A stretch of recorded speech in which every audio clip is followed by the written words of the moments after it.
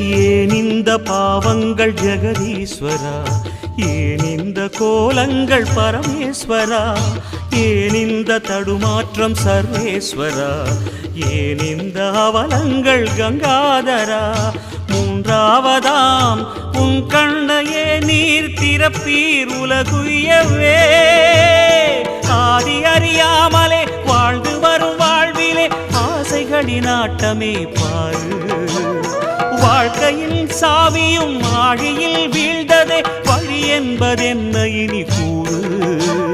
கைலையில் தாண்டவம் ஆடியது போதுமே, பூமியில் நீ வந்து ஆடு. பூமியில் நீ வந்து ஆடு, பூமியில் நீ வந்து ஆடு.